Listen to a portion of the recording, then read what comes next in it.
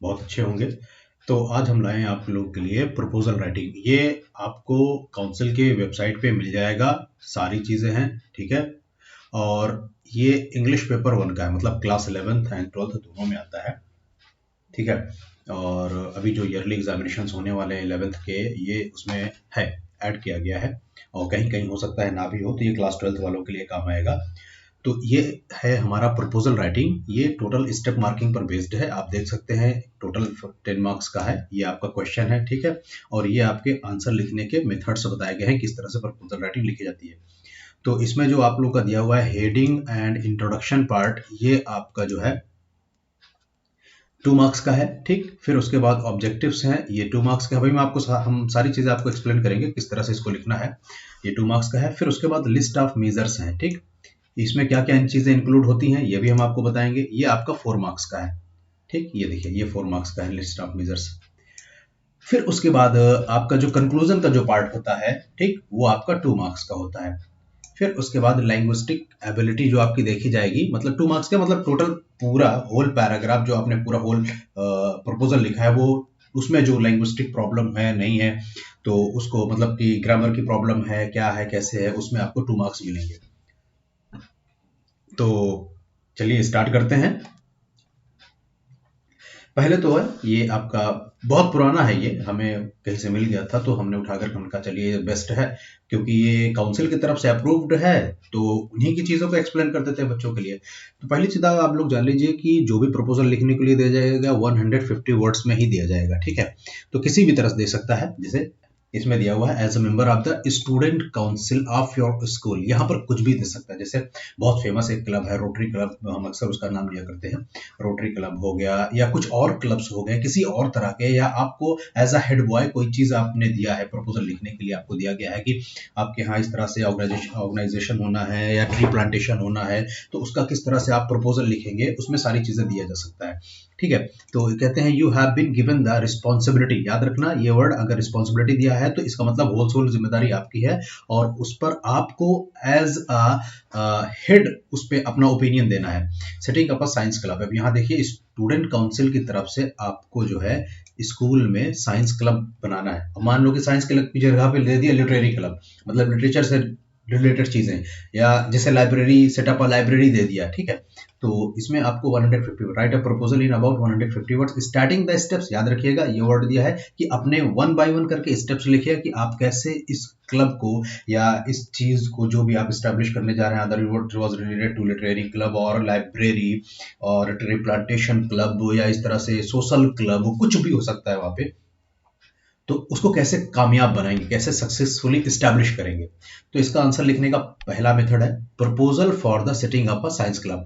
अगर यहाँ पर setting up a science club दिया हुआ है, ठीक, अगर यहाँ पर आपका यहाँ क्वेश्चन में अगर लिटरेरी क्लब होगा तो लिटरेरी लिखेंगे, जो भी होगा उसको आप चुपचाप से यहाँ मेंशन कर देंगे, ठीक। अब आपका हेडिंग और इंट्रोडक्शन दोनों में से कोई आप लिख सकते हैं, चाहे आप हेडिंग भी डालिए या इंट्रोडक्शन, बेटर होता है इंट्रोडक्शन, ताकि वो एकदम क्लियर हो जाता है। अब मॉडर्न इंग्लिश में आपका हेडिंग भी आप मेंशन होता है, ठीक है। To foster an interest in science club, अब इन सब चीजों को ज्यादा कुछ खास नहीं होता है, अगर इसे मिलता जुलता आता है तो साइंस क्लब की जगह पे लिटरेरी क्लब या कुछ और डाल दीजिए जो समझ में आए, ठीक है। ट्री प्लांटेशन क्लब या कुछ और प्लांट क्लब, मतलब या जो आपको बेहतर लगता है, जिस तरह से क्वेश्चन में दिया रहेगा उस तरह से आप आंसर लिखते चले जाएंगे। Science outside the classroom and introduce students to the, अच्छा हमको याद आ रहा है कि अभी कुछ दिनों पहले एक आया था बच्चों के पास, एक प्रपोजल आया था जिसमें जो टू सेटअप अ लाइब्रेरी दिया हुआ था, ठीक है। तो उसमें किस तरह की चीजें लिखनी है, to foster an interest in the library and the books, आप उसको इस तरह से कर सकते हैं ना कि to foster the interest in the books, क्योंकि आजकल ज्यादातर लोग क्या कर रहे हैं, मोबाइल का इस्तेमाल कर रहे हैं या इस तरह के गैजेट्स का इस्तेमाल कर रहे हैं, तो वो मतलब हार्ड कॉपी से, मतलब बुक्स से बहुत दूर हो गए, और असली पढ़ाई तो वाकई में उस जो बुक्स को पढ़ करके टच करके जो मजा आती है, वो सॉफ्ट कॉपी में या पीडीएफ में पढ़ करके मजा नहीं आती है। अब खैर आजकल की मॉडर्न टेक्नोलॉजी है, उसका हर एक तरह से अच्छी तरह से इस्तेमाल होना चाहिए। तो outside the classroom and introduce students to wonders and relevance of the science in our life, तो साइंस की जगह पे आपको चेंज करते जाना है, या आप अपनी लैंग्वेज में लिखेंगे वो चेंज भी हो सकती है, और बेटर ये होता है कि कोई भी आंसर आप अपनी लैंग्वेज में लिखिए, किसी भी चीज को कॉपी करने की कोशिश ना करिए, क्योंकि कॉपी करने का मतलब ये है कि आपकी हमेशा आदत हो जाएगी कॉपी करने की, आप नए सेंटेंस फॉर्म नहीं कर पाएंगे। We propose to set up a science club in school. ये 2 मार्क्स का होगा, ध्यान रखिएगा इसमें। आप इसमें कुछ भी हो सकता है, ठीक है। जैसे हमने एक एग्जांपल ले लिया, जैसे इससे पहले ही हमने लिया था to set up a library, to foster an interest in the books outside the classroom, introduce students to wonder. तो इस तरह की चीजें, जैसे इसमें वंडर है तो कहानियां हैं, बहुत सारी स्टोरीज बुक्स हैं, है ना। And relevance of the science को हटा दीजिए तो ये पोर्शन आपका हट जाएगा फिर, है ना। ये वाला पोर्शन आप चाहे तो हटा दीजिए, तो ये इतना चीज है, ठीक है। तो अब उसकी जगह पे आप कोई भी लाइन ऐड कर सकते हैं, ये आपके ऊपर डिपेंड करता है। We propose to set up a library in our school, ये आप इसको चेंज कर देते हैं। ऑब्जेक्टिव्स की अगर बात करें तो आप यहाँ पर जैसा science club will help students overcome there phobias. याद रखना, बहुत सारी चीजें होती हैं, बहुत सारे बच्चों के डर होते हैं तो उनको फोबियाज कहते हैं, ठीक है। जैसे हाइड्रोफोबिया, पानी का डर हो गया, इस तरह से बहुत सारी हैं। तो इसमें जो है बच्चों में अंदर बहुत डर होता है ना कि अरे साइंस है, जैसे मैथ का बहुत ज्यादा बच्चों को डर होता है, या किताबों से मोटी मोटी किताबें देख करके बच्चा पढ़ता नहीं है, बस डर जाता है, इतनी मोटी मोटी किताबें पढ़नी पड़ेगी, हे भगवान क्या है कैसे। Phobias regarding science, it will be instrumental in developing the scientific curiosity of the students through its activities and programs। ये भी आपका 2 मार्क्स का होगा, आप इसको अपनी लैंग्वेज में चेंज कर सकते हैं। लिस्ट ऑफ मेजर्स में इट मींस ये है, what are the step that you will take to successfully establish that particular club और anything else which you have given. जो भी होगा, आपको क्लब भी हो सकता है, ठीक है, और बहुत सारे क्वेश्चंस होंगे, हम आपको देखते हैं। अगर हमको टाइम मिलेगा तो हम क्वेश्चंस भी जो है आपको उसमें फीड कर देंगे, कौन कौन से क्वेश्चंस आ सकते हैं, कौन कौन से इंपॉर्टेंट हो सकते हैं क्वेश्चंस, तो इसमें है।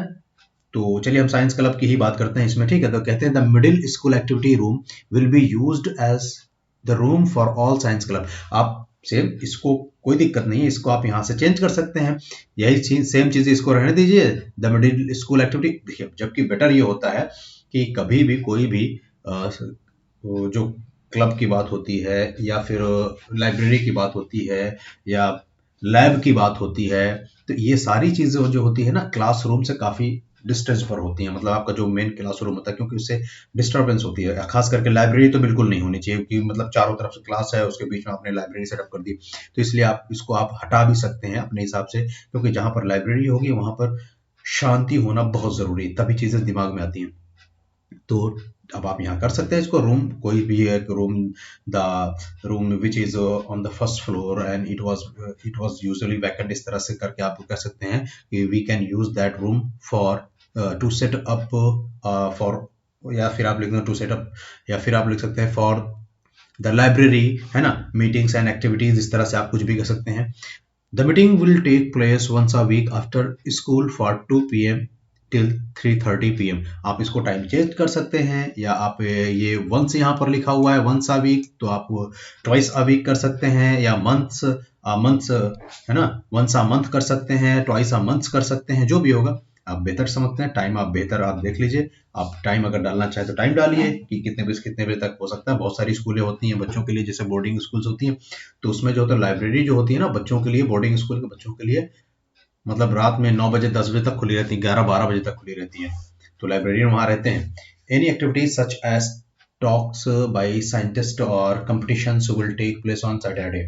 तो कोई भी जैसे एक्टिविटीज की बात हो गई, लाइब्रेरी में बहुत सारी एक्टिविटीज, जो लाइब्रेरियन होते हैं बहुत सारी एक्टिविटीज कराते हैं बच्चों को, और उसमें बहुत सारे क्या बोलते हैं पार्टिसिपेट बच्चे भी करते भी हैं, और बहुत बहुत मजा आता है इन सब चीजों में, आप उसको इंक्लूड कर सकते हैं। Membership of the science club, हाँ देखिए, अगर छोटे मोटे स्कूल है तो उसमें बच्चों का कंट्रीब्यूशन से भी बहुत सारी चीजें हो सकती हैं। बाहर के जो भी लोग हैं जो समझदार हैं और स्टडी को प्रमोट करना चाहते हैं, उनके कंट्रीब्यूशन से भी सारी चीजें हो सकती हैं। तो इसमें आप अगर चाहें तो जो बच्चे कंट्रीब्यूट करना चाहें कंट्रीब्यूट करें, अदरवाइज उनको छोड़ दीजिए, है ना। बाकी टीचर्स भी इसमें आप इसमें एक लाइन और जोड़ सकते हैं कि the teachers who are interested, या जो भी टीचर्स होंगे they can contribute more not less than 500 rupees और 1000 रुपीज, इस तरह से करके, है ना। तो सारे टीचर्स के ऊपर जब लागू हो जाएगा तो एक मतलब प्रपोजल आप दिया जा रहा है आपको, ठीक है, आप प्रपोजल दे रहे हैं, ये नहीं कि आप उसको डिसीजन को लागू ही कर देंगे। आपका प्रपोजल है, मतलब आपने प्रपोजल लिखा है, other it will be accepted और रिजेक्टेड, ये बेस करता है आपके जो हेड होंगे उनके ऊपर।